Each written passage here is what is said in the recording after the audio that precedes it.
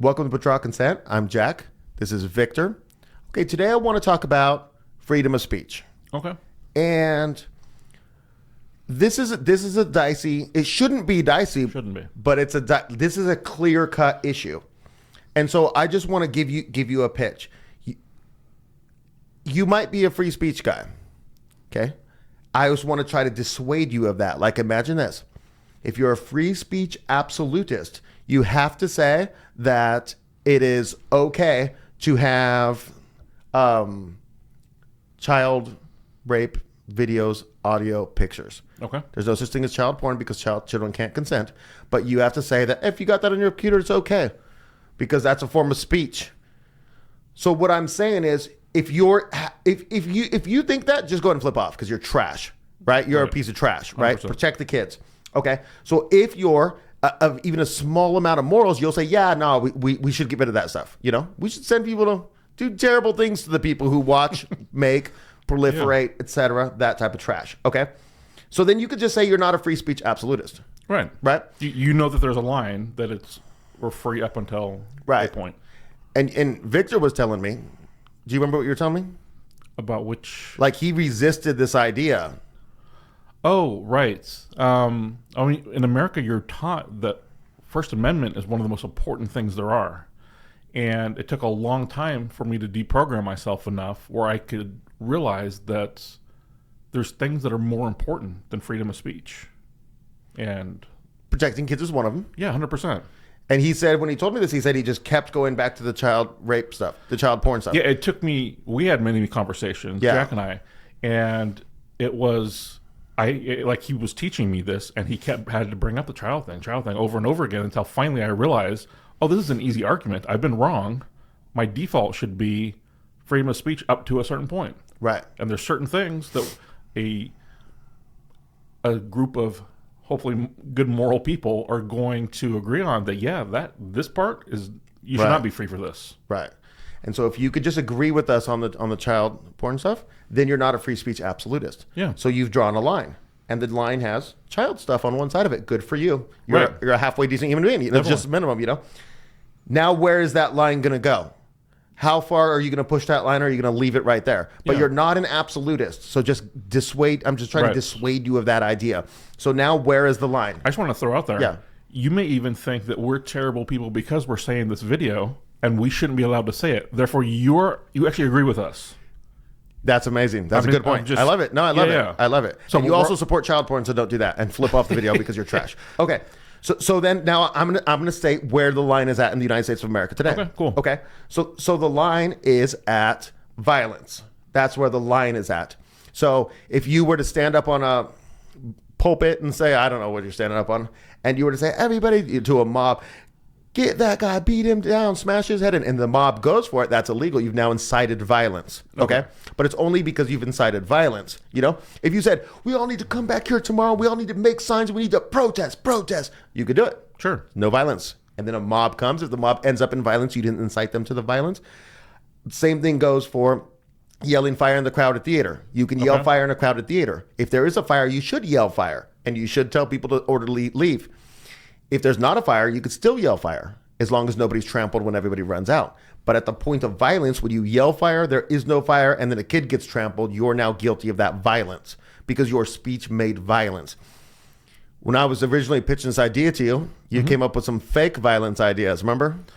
Yeah, so I was bringing up, I was trying to play devil's advocate a little bit, and I was thinking about like pronouns and all that. That they try to peddle this idea that speech is violence. Right. Or lack of speech. If you don't say Misgendering. certain stuff, then you're not anti-racist. You know, it's all these things that you have to say and not say that aren't actually violence. It's just Right. they're really stretching the Right. And this is the system recognizing that violence is the line and then trying to fake things in under violence. right. So Canada has made it that is violence now if you misgender someone.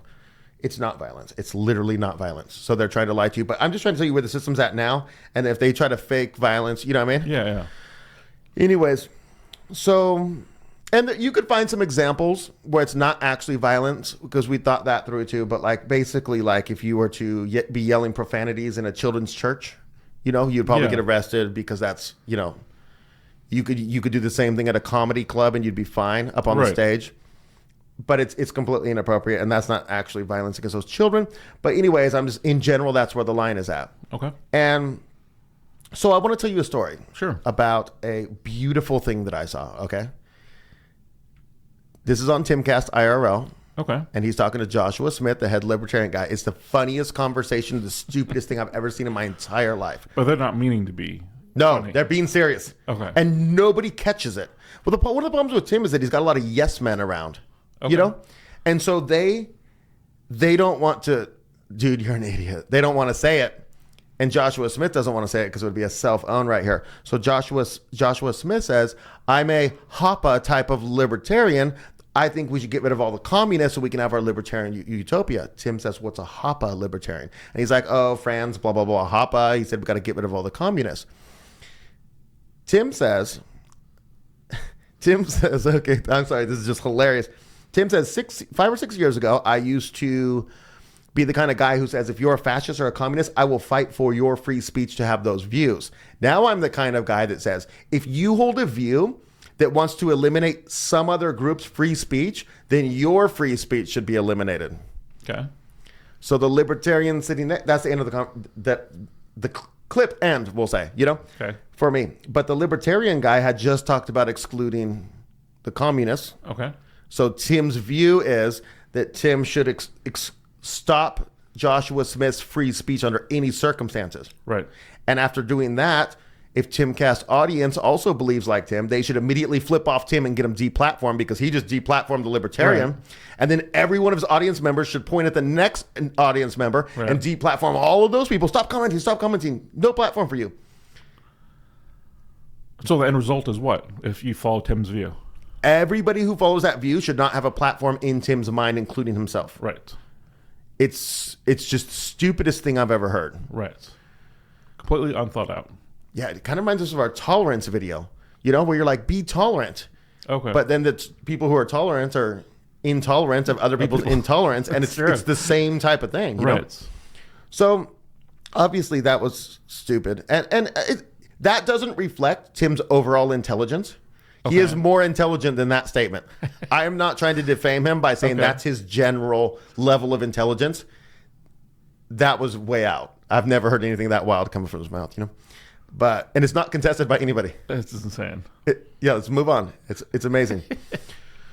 So what I want to pitch here is I was thinking about what Joshua Smith was saying about excluding the communists, and I agree with him as far as speech goes.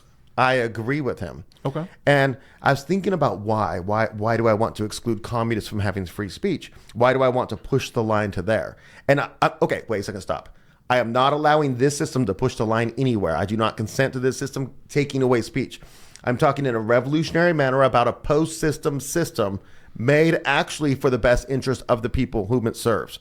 So we're talking theoretically in a future system, not this system. Please don't put in the comments that you want to give this system more power.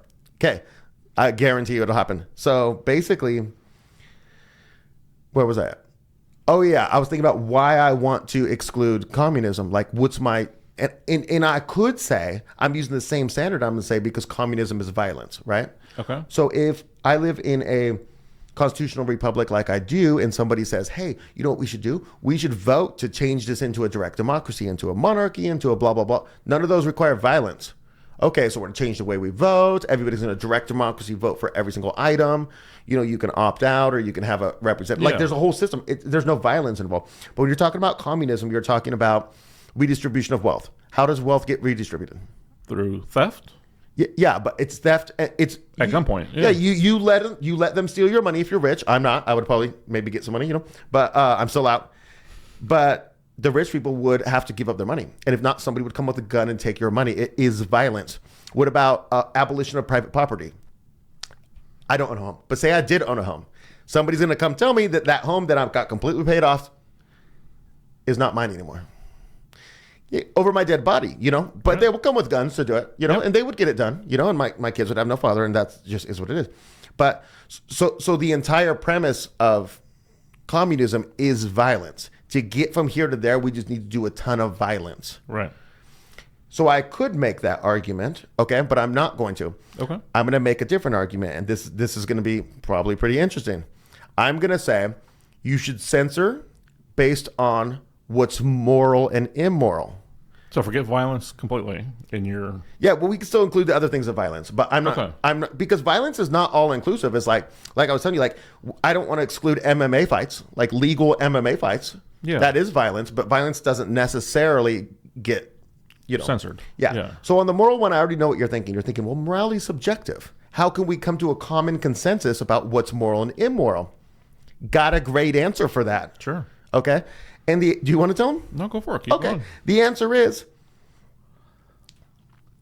we're pitching National Socialism, which is a homogenous group of ethno-nationalists. So it only works if you have a homogenous group. And only for white people. Only for whatever people, I don't care. Oh. I'm saying only China for China. Okay. Yeah. I was just playing. I was getting you to say Got you. It's for anyone. Okay. China is for China. Japan is for Japan. Germany is for Germans. France is for French. How dare you say that? And Nigeria, guess who it's for? Nigerians. Sure. Across the board. So the problem is, what they've done is 1965, the Hart-Celler Act, they pushed an immigration policy on you without your consent. They told the people at the time, I can't believe we don't have a video specifically on breaking this down. Yeah. But they told the people at the time that they would not change the racial makeup of the country with the 1965 Hart-Celler Act. At the time, it was 90-something% white. Now it's 60-something% white.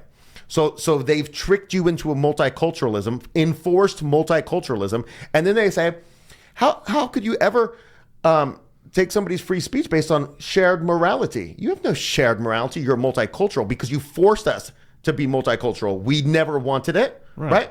It's like saying, you know what China wants? China wants half of France to move in. No, they don't. They don't. And if Chinese government people made a policy that would happen, they would be trash. You should take them out and string them up and then kick the French out. Every French person. Just back to France and go back to France. I don't even care. Friends. I don't care if you're out of room. I don't care what your problem is. I mean, if it was a temporary refugee situation from a neighbor, that's totally temporary, not economic migrants. Okay. So basically, when I'm talking about we make a moral delineation, I'm talking about from a shared culture of a homogenous group who already have the same basic moral foundation. Right. So you think you would have thought that about the subjectivity of morality if I was in Japan talking about Japan? No. You wouldn't have, because you'd been like, yeah, we kind of all agreed this is okay. Or the Middle This East. is not okay. They're all Islam. They've got their books that they follow and that's perfectly fine. Sure. But the problem is you take me and you put me and a Middle Easterner and then a Japanese person next to each other, and the one says, well, our women are going to have their head covered, right? No, we don't have that shared morality. We don't. Right. I respect you. Your right to do that, and if your women acquiesce to that, I'm fine. Cool. Yep. You shouldn't mistreat them, and if you do, I'm not going to invade you because I'm not this current system, right? And the Japanese guy says, "Well, you should bow at a formal." That's cool for you. Yeah. I'll even come to your country and do your ceremonial thing. Sure. But that's not the rule in my country. Yeah. You know what I mean? In my country, we shake hands. We could do some of both if we meet. Sure. That's fine because I respect you and your culture, et cetera, et cetera. Sure. This is not a hateful idea. So, what I'm saying is, if we have a shared morality. In this case, you could be Japanese watching and be thinking from Japanese perspective and say, from Japanese perspective, communism is wonderful. Maybe, probably not. I'm going to say no. Hard no, I'm going to guess. So from a European perspective, communism's trash. Right. It's complete trash. Now, from a Christian perspective, small-scale communism is semi-biblical. And what do you mean by small scale? I'm talking about communities of 4 or 5 families, 20 people. I'm talking about 30 people. Like, this has happened before Karl Marx even wrote his Das Kapital or the Communist Manifesto. There was already examples historically of just small groups getting together and living communistic lifestyles. He just took that and expanded it into a large scale thing. Like, how can we get the proletariat to control the means of production and blah, blah, blah. So what I'm saying here, though, is that, what was I saying? I lost my train of thought before you so rudely interrupted me. I was saying the communism is not in the Europeans' shared moral value. Right. It's an outlier. If you want to try to bring it in, it would be a perversion of what people of European descent normally think is moral. Sure. And so we're just going to hard pass on it. It's no utopia, I can promise you that. Right? And It's interesting if you go down this, like I'm talking about censoring. Okay. But I'm going to open it into a broader conversation just to make this video forever long, you know? Sure. But basically, like, if you take this thought farther, I'm going to put a link in the description to our video on authoritarianism. Okay. And what they've done is they've taken a principle that's incredibly European, and they've told you it's evil because you shouldn't punish, like you could watch it, you shouldn't punish pedophiles too hard, or else you're an authoritarian. That's what they say. No, but it's something that we do. We have strong fathers leading well-disciplined homes. We have strong leaders leading a well-disciplined and moral people. And when you step out of bounds, you get dealt with. Right. Like there is no... Right. Because how many times have you watched the news and they've been like, oh, they let out another one. Right. Oh, this one, drop the charges on this one. So the deception's very deep about what they're doing about. Sure. There's so much you could do with shared morality, but people just don't think about it. So I'm just pitching the idea that we could restrict free speech upon shared morality in the future. Mm-hmm. So also like it's okay. So it's immoral to lie to people. It's immoral to, how about it's immoral to serially lie to people? Okay. Okay. So like, what if we were in the future system right now? Okay. And what if the future system came and just completely just crushed Snopes? Snopes.com is no more. Okay. The world would be like, the new American government censored Snopes, a fact checker, because they deal in lies, right? Right. So that's the BBC running that. And the new government says, BBC, gone. Yeah. Trash. I don't want, do you know what I'm saying? Because Snopes is just lies about stuff, and they lie and they lie and they lie and they just serially lie. Right. And then when the BBC is reporting that, the American government hates the American people and they want them to be deceived because we all know Snopes is trash. So we know you're trash now. Right. Boop. Cool. Do you know what I'm saying? And then you look back to like, say, World War II, and Hitler censored the BBC. You know? Okay. Something's never changed. Yeah, it's foreign. It's a foreign news source. How could he do that? He was trying to manipulate and control his people. Or he was trying to stop the people who are trying to manipulate and control his people. Right. Right? So anyways. So are you saying the First Amendment has always been flawed, or did it work at one point? Okay, yeah. Okay, so that's a good point. It did work at one point. Okay. And so he's going to expand on this. He dug into this more. But my base idea, the reason why we started this video, is because I was think about a comparison between the youth of the founding fathers. Okay. So the founding fathers, they're 12 to, well, some of them were quite young themselves, honestly, but say they're 12 to 17-year-old children. And now look at look at the average 12 to 17-year-old child in the U.S. because you might have terrific kids, Yeah. I wouldn't mind get that old. I plan for them to be that terrific. Like, look at the average one, 12 to 17, and compare them. And what do you think the quality of the individual is? And then now I'm going to go to both groups. I'm going to put both groups in a room, and I'm going to pitch them communism. How do you think that's going to go? Right. The ones from the founding fathers are going to be like, "How? This is stupid." Edmund Burke once said in 1952 or 1852, 1652. Dang, I got to go way back, because we're founding fathers. Right. And then these other kids would be like, "Wow, rad distribution of wealth." I mean, I want free money. Yeah, I don't get private property ever, but I get a home I could live in. Yeah. You know what I mean? I have to work the job, but I can't leave the job. I mean, that sounds pretty bad, but I got a home. You know what I mean? Yeah. A totally different sets of people. Right. And so now I realize that with the poor quality of the youth today, they need to be aided in a future system until we can re-raise the quality of our citizen, which is always the goal. Because remember, if the government works in the best interest of people, it's working in your best interest at every point. At one point, you could say, we're going to censor communism for 40 years, and then we're going to relook at whether or not we should censor it. And in 40 years, we now have generations better of children. Right. And now we're like, go ahead and pitch communism to them, losers. Do you know what I mean? Right. Go ahead and try. And if you can pitch communism successfully to our superior kids, that's kind of a tough word to say because people are going to... No, but they're superior than the generation before. Superior than the generation before and more equivalent to the children of the founding fathers, which is where we're going. And beyond, hopefully. I mean, to the sky, right? And then tell them about what you found. Yeah, so the 1790 Naturalization Act, there's a phrase in there about who they wanted to come to the United States. And it was for free white persons of good moral character. And we're not really focusing on the white thing. That goes back to it's one people with one set of shared like culture and morals and all that. But it's that second part of good moral character. It wasn't just for any white people. We want the ones who are like us, that have the same morals and that type of thing, because that's what the Constitution was written for. Whereas there's another quote about that the Constitution only works for people. You remember that one? Yeah, it's only written for a moral and spiritual people. For any other, it will do no good or something. Yeah, I'll put the exact one up on the screen so you can see. And that second half of the quote, that's where we're at now. It doesn't work for these people that we've got now. Right. And then it's like, well, why isn't that Soros prosecutor? They're not a moral and spiritual people. Right. They just don't care. Do you know what I mean? And look at the whole Donald Trump indictments. You know, one of them might have some merit. Yeah. And four of them are trash. You know? But why hasn't Biden, with all of his taking money and all that, you know what I mean? Like, there's no, the morals are. Yeah, you just think about everything, the lobbying in D.C., itself is just terrible. Yeah.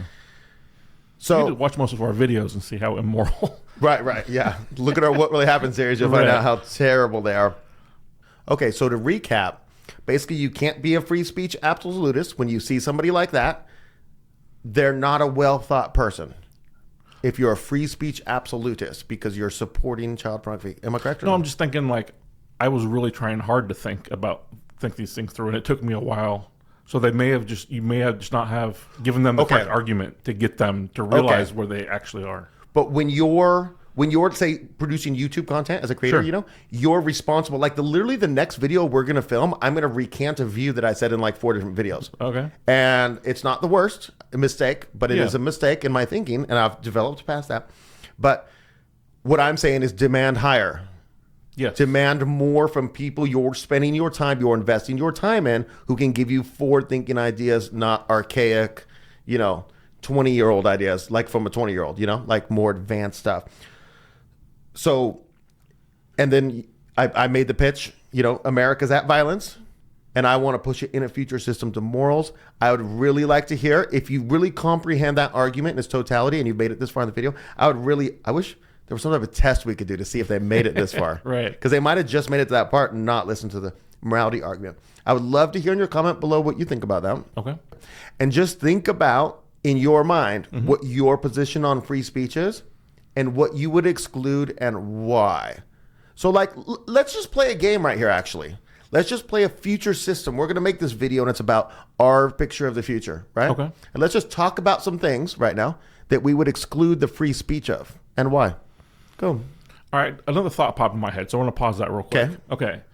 So you're so dialed into free speech is so important. Can you acknowledge that the good of your people is more important than their speech? The actual good. Yeah, their actual, not the good of what the U.S. government currently does. I mean, that was actually trying to make its people amazing. Like, you have to be able to concede that. Like, that's what I want. You have to reorient yourself to that thinking. It kind of comes down to the capitalism thing. Capitalism is great, right? But profit's not more important than the people, the people of the country. If you could say, well, profit's way more important. That's a trash way of thinking.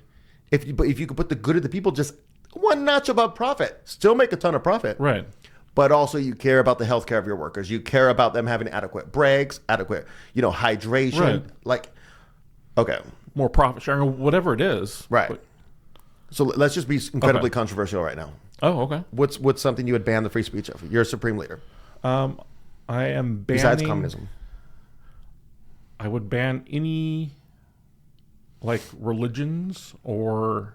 all religions. There's going to be more to this. Yeah, all religions. It's not just all religion. Religions or ways of people teaching their people that is in direct conflict with my people. So, for instance, people who are taught that you're going to die by the sword unless you accept our way of thinking, that doesn't work for me. Right. So he's referring to Islam. People who are taught that it's okay to hurt my kids, the kids of my... Right. They're not... Let's unpack those two. Because I'm going to do the Islam one real fast. Basically, there's this verse. I'll put the reference up on the screen, and it basically says something like, how does it start? I forget. It's been a really long time. Okay, it says that basically when you live amongst the infidel, you give them time to repent because Allah is oft forgiving, most merciful. But when such a time has passed, you make them pay the jizya or you put them to the sword. The jizya is a tax you can pay to live among them. But imagine you let people into your country and they're just sleepers. They're either not faithful to their religion or they're sleepers because they have to build up enough power that they can say, hey, convert, we'll give you a chance. We'll give you a chance and now pay the tax or die when we have enough power. Sure. That's their end goal. Yeah. And when I say they, I'm not talking about Arabs. I'm not talking about blacks. I'm not talking about white. Yeah. It's just the idea behind it. Right. Whether, and you can say, but they're not that fundamental. They don't follow that verse. Actually, that's a true point in the United States. Right. They never at this moment intend to until they have a fundamentalist revival. And my great-grandchildren are like, great-grandpa, why did you let this happen? Why did you drop the ball? And then the other one is in Judaism, that the actual Talmud.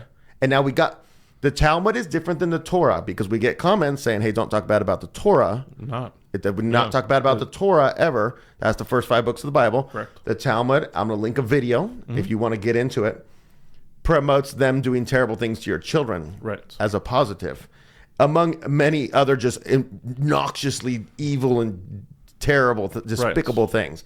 And you can watch that video if you're interested. But do you see why we would want to exclude those? Right. Did we say Buddhism? No, because that's do your own thing. You do your own thing. Cool. Fine. God. Did we say Hinduism? Nope. Because they're not good. There's nothing in conflict. You want to do that. You want to wear those types of shirts and outfits and do those types of things. Cool. Meditation's beautiful. Go be a Buddhist. Sure. You know what I mean? You can be a Buddhist and a Christian, whatever you want. Should we, eliminate Catholics because do your thing. Yeah, this isn't about me trying to project. Everyone needs to be just like Victor. Right. This is just who can play nicely together. Right.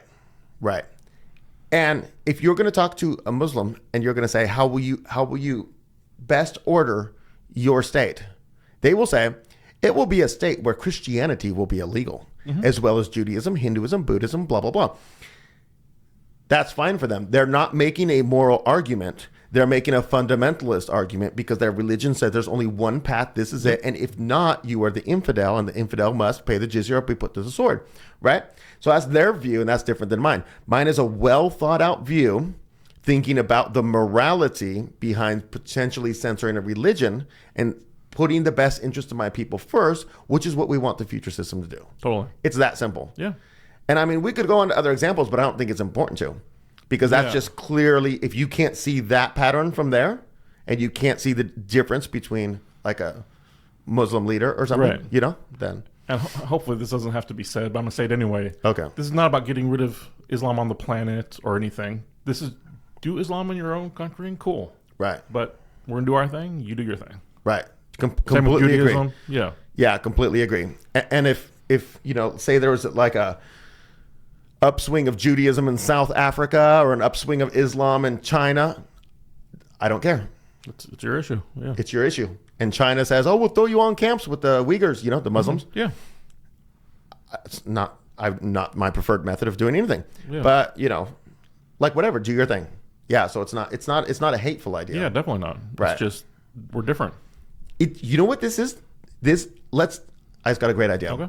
It's the same thing as me censoring my kid from watching stuff, right? Yeah, definitely. So yesterday, we were at a place, and there was a kid, and the kid's like, hey, can I take your kid and go play Fortnite? And I said, no, my kid doesn't do Fortnite. Do you know what I mean? And I censored it, and I've got a well-reasoned idea because when they get stuck in the 100 game and they can't listen to anything outside of them, they zone out everything. I don't want my kid to have that. Yeah. I'm attempting to do it in his best interest. Sure. I see where the fragility of the human mind can be faulty and make a poor decision in that. But I mean, just like the system you have now, pitch to me that they're even trying to do something in your best interest. Right. Wouldn't it be better to have somebody trying to do something in your best interest and then failing to do so through their own frailty of their mind or whatever? Yeah. I'd take it. Sure, definitely. Except for Hungary, 100% of the countries in this world would be doing better with a leadership oriented towards that. Yeah. Hungary may or may not be. I cannot tell you that. But the guy looks pretty darn good. It seems like he's trying. Yeah, Viktor Orban. Okay. So basically, that's all I got. Yeah. Okay. So if you like this video, appreciate it if you like and subscribe. And see you next time.